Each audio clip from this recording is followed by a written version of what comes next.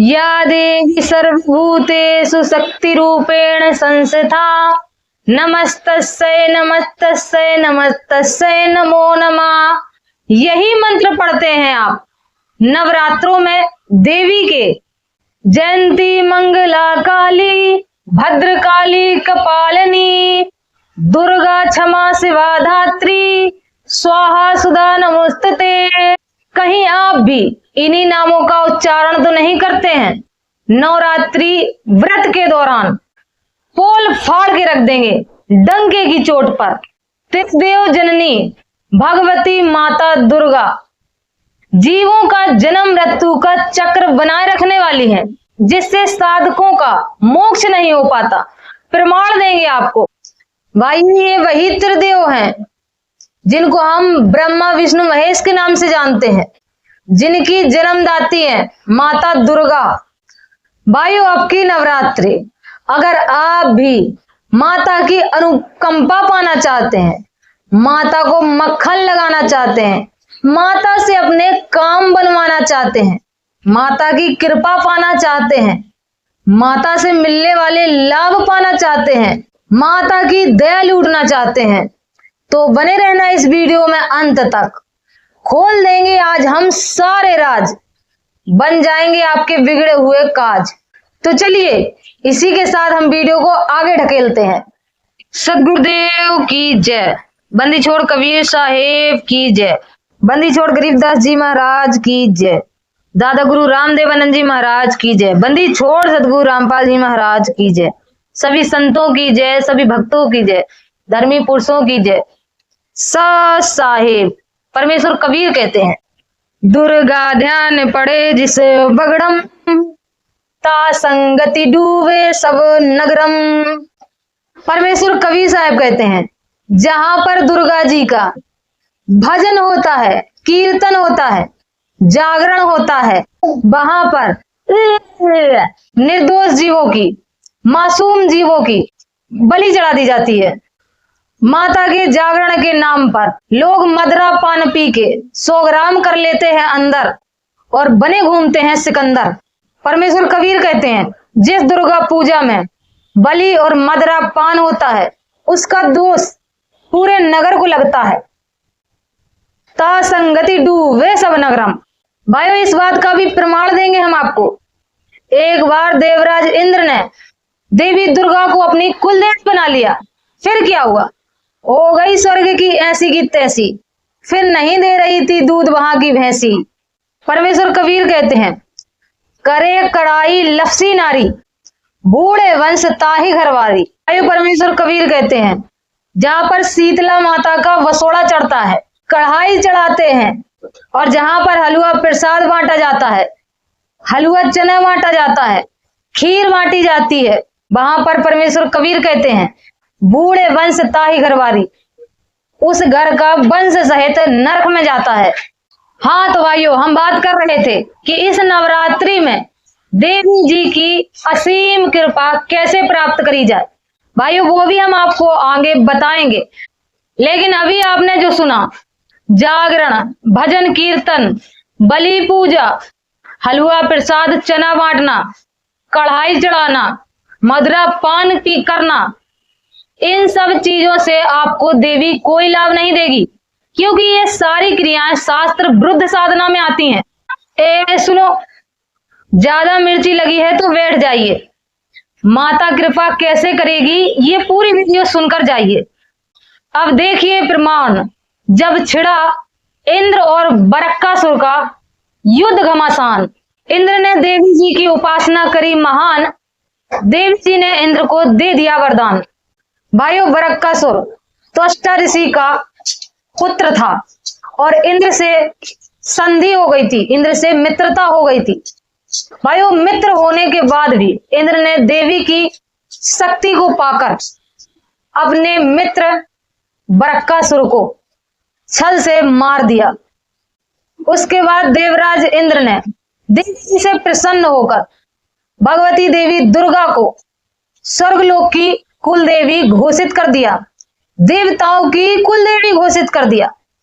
उसके बाद क्या हुआ आप स्वयं देखिए प्रमाण। ये वही संक्षिप्त श्रीमद् देवी भागवत, इसका कोड नंबर है 1133, सचित्र मोटोटाइप केवल हिंदी, और ये गीता प्रेस गोरखपुर से छपी हुई है। इसका हम लोग देखेंगे छठा स्कंद और पेज नंबर देखेंगे 412। अब देखिए, स्वर्ग लोक में देवी को कुलदेवी बनाने के बाद स्वर्ग का क्या हाल हुआ। संपूर्ण देवता भी तीनों समय प्रातः, संध्या एवं सायं विशेष रूप से देवी की अर्चना करते थे। तभी से भगवती देवी देवताओं की कुल देवी हो गई। घर घर उनकी उपासना अनिवार्य हो गई। देवी को स्वर्गलोक की और सभी देवताओं की कुल देवी घोषित कर दिया। देवी ने पहले ही उस दानव की बुद्धि कुंठित कर दी थी। तदंतर त्रिलोकी में यह बात फैल गई कि देवी ही वृत्तासुर का संहार करने वाली हैं। देवी ने की शक्ति से ही वृत्तासुर का संहार हुआ। उन्होंने इंद्र के द्वारा इसे मरवाया था।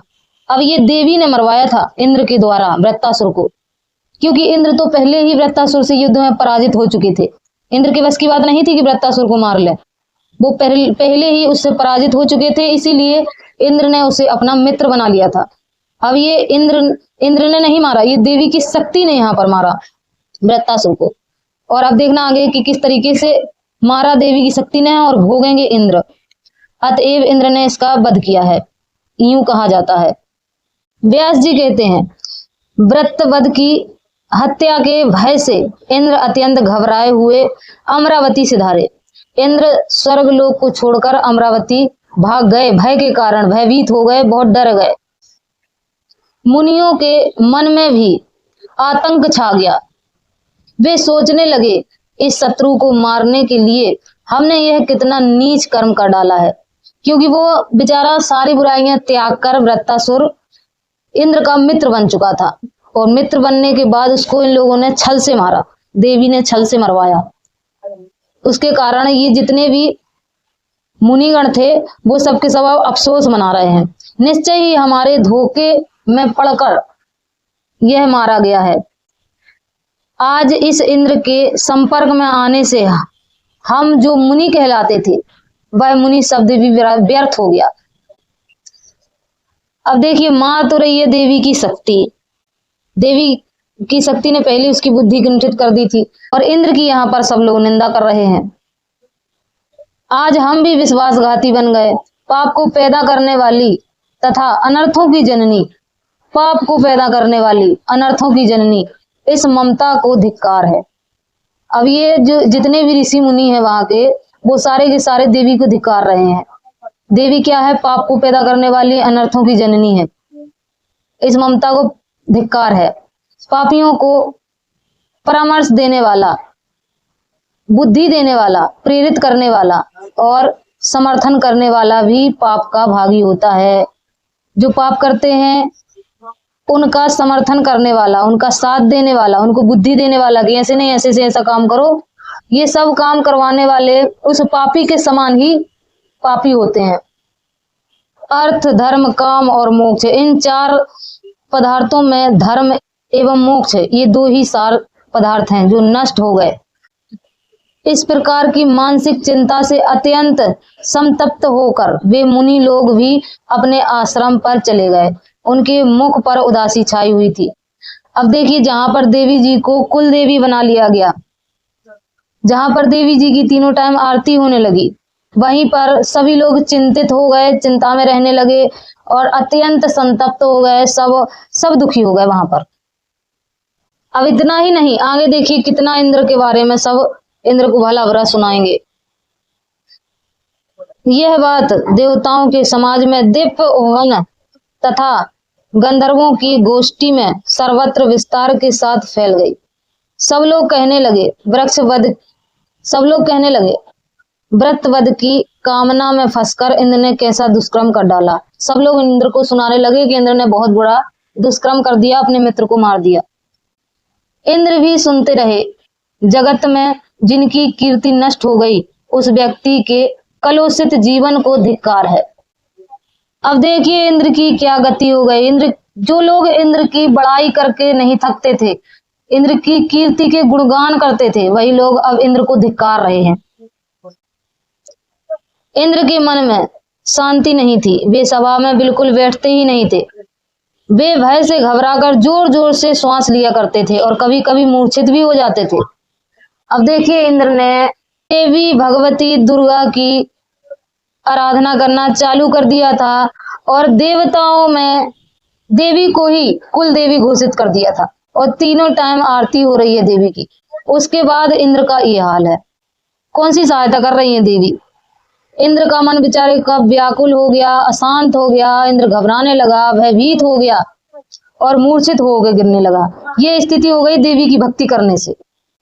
आगे देखिए, भय में इतना डर गया हूं, इंद्र ने कहा, भय में इतना डर गया हूं कि घर में रहते हुए भी मुझे सुख और शांति नहीं हो रही है। घर में रहते हुए बेचारे को ना सुख हो रहा है, ना शांति हो रही है। मेरे लिए ना तो नंदवन सुखदायी प्रतीत हो रहा है और ना ही अमृत तथा ना ही देव प्रसाद ही। बेचारे को कुछ भी, किसी भी वस्तु में सुख नजर नहीं आ रहा, इतना दुखी हो गया। गंधर्वों के गान और अप्सराओं के नृत्य भी मुझे सुख नहीं दे रहे हैं। कामधेनु गो और कल्प वृक्ष में भी सुख नहीं पा रहा हूं। बेचारे की स्थिति इतनी खराब हो गई, इतनी खराब हो गई कि राजपाट और जितनी भी नृत्यकाएं थी उसके यहाँ कुछ भी उसको अच्छा नहीं लग रहा है। इतना भयभीत हो गया। वध करने वाली देवी की शक्ति है और भोग रहा बेचारा इंद्र। किस तरीके से इंद्र की दुर्गति होना प्रारंभ हो गई है। देवी जी को कुल देवी बनाते ही भय से उनका कलेजा कांप रहा था। शोक के कारण उनकी शक्ति क्षीण हो गई थी। अल्यो, बेचारा भयभीत हो रहा है, कांप रहा है, शक्ति भी उसकी चली जा रही है। देवी की भक्ति करते करते, देवी की भक्ति कर रहा तीनों टाइम। उसके बाद ये हाल है इंद्र का। उस समय इंद्र को कर्तव्य का ज्ञान नहीं रहा, क्योंकि घृणित कर्म करने से उसकी प्रतिभा नष्ट हो चुकी थी। लो, मारने वाली देवी की शक्ति और इंद्र की प्रतिभा भी नष्ट हो गई। पूरा दोष इंद्र पर लग गया। भाई, यही काम करते हैं ये देवी देवता। काम तो खुद कर जाते हैं, शक्ति तो इनकी करती है, लेकिन जिसके साथ इनको गेम खेलना होता है उसके ऊपर ये सारा दोष लगा देते हैं। ऐसा ही यहाँ पर हुआ। मारा तो देवी की शक्ति ने, वध किया देवी की शक्ति ने, और यहाँ पर पाप भोग रहा है इंद्र बेचारा। चिंता से व्याकुलता बढ़ गई, इंद्रियों में क्षोभ उत्पन्न हो गया। अरे बेचारा, अनेक प्रकार के उत्पात होने लगे। उपद्रवों से अभिभूत सारे जगत में कोई शासन नहीं रहा। अरे अरे अरे, जहां पर देवी जी की तीनों टाइम संध्या हो रही है, तीनों टाइम आरती हो रही देवी की, एक टाइम नहीं हो रही है, कुल देवी बन गई देवी। उसके बाद देखो क्या हाल हो रहा है। उपद्रव होने लगे हैं, जगत में कोई शासक नहीं रहा। मेघों ने पानी बरसाना बंद कर दिया। ले, पृथ्वी में धन उपजाने की शक्ति नहीं रही। लो, पृथ्वी में भी अन्न उपजाने की शक्ति नहीं रही। नदियों की धाराएं टूट गईं, तालाब बिना जल के हो गए। इस प्रकार की अराजकता फैल जाने पर संपूर्ण देवताओं और मुनियों ने परस्पर विचार करके नाहुस को इंद्र पद नियुक्त किया। जय हो देवी जगदम्बिका दुर्गा माई की। इंद्र ने बनाया कुल देवी की तीनों टाइम आरती, और हुआ क्या, मिला क्या इंद्र को? छिन गया राज्य। बेचारे का इतना बुरा हाल हुआ कि राजपाट भी चला गया। माई मसानी सेठ शीतला भैरव भूत हनुमंत, परमात्मा इनसे दूर हैं जो इनको पूजंत। भाइयों, अभी देखा आपने प्रमाण कि देवराज इंद्र ने माता दुर्गा को मनमाने तरीके से देवताओं की कुल देवी घोषित कर दिया। 3 टाइम की आरती करने लगे। उसका परिणाम क्या हुआ? ओल का पिंड गिरने लगे, बादलों ने बारिश करना बंद कर दिया। जहां पर 3 टाइम माता दुर्गा की आरती हो रही थी, उसी स्वर्गलोक का वैभव चला गया। और देवराज इंद्र का क्या हाल हुआ? देवराज इंद्र जिनके पाप नहीं कटे और देवराज इंद्र स्वर्गलोक को छोड़कर भागने पर मजबूर हो गए।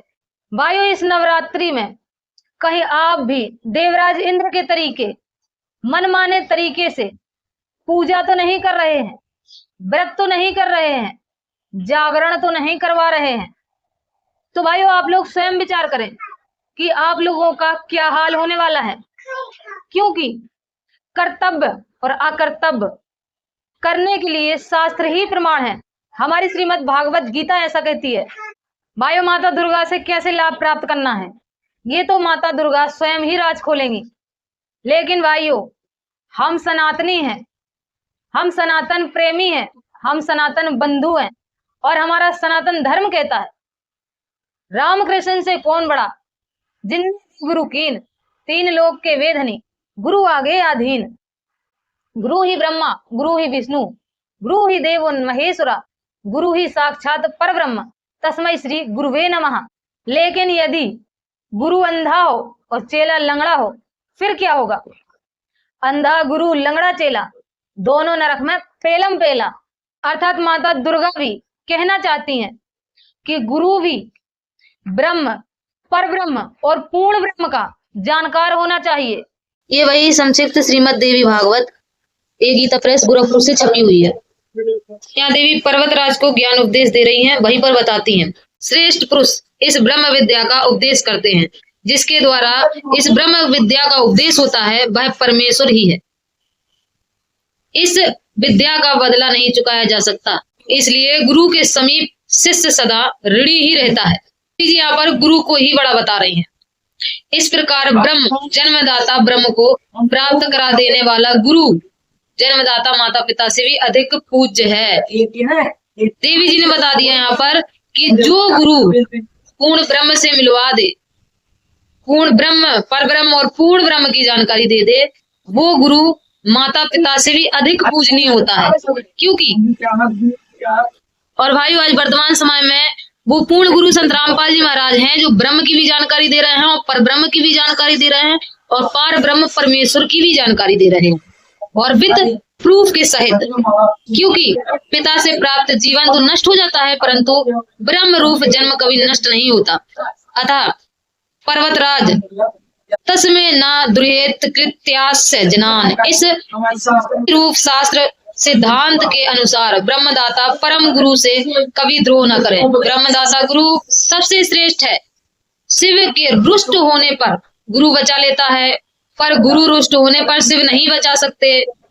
इसलिए हे पर्वतराज, तन मन धन वचन से सब प्रकार से तत्पर रहकर गुरु को संतुष्ट करना चाहिए। ऐसा ना होने पर कृतघ्न होना पड़ता है और कृतघ्न का कभी भी निस्तार नहीं है। तो देवी जी ने यहाँ पर सर्वश्रेष्ठ गुरु को बताया है। इसी पर परमेश्वर कबीर कहते हैं, तीन देव को हर कोई ध्यावे, चौथे का कोई मरम न पावे। चौथा छोड़ पंचम को ध्यावे, सो प्राणी ने इस घर को आवे। तो वो पूर्ण गुरु आज वर्तमान समय में संत रामपाल जी महाराज हैं, जिनसे नाम दीक्षा लेकर आप भक्ति कर सकते हैं और मोक्ष करवा सकते हैं। देख लिया प्रमाण, तो अब चलो कराओ कल्याण। करो माता दुर्गा के सच्चे नाम मंत्र की साधना, नहीं तो हो जाएगा इंद्र जैसा हाल। फिर कैसे कहलाओगे माता दुर्गा के सच्चे लाल। अब के नवरात्रि में मिलेगी माता दुर्गा की कृपा भारी, जब संत रामपाल जी महाराज खोलेंगे तुम्हारे ब्रह्मरंध्र की। आयो सत्संग में जाएगा कोई सूरा, जो होगा भाग्यों का पूरा। मिलेंगे नेक्स्ट वीडियो में। अगर मिर्ची लगी हो तो थोड़ा घी लगा लो। तब तक के लिए सत साहिब।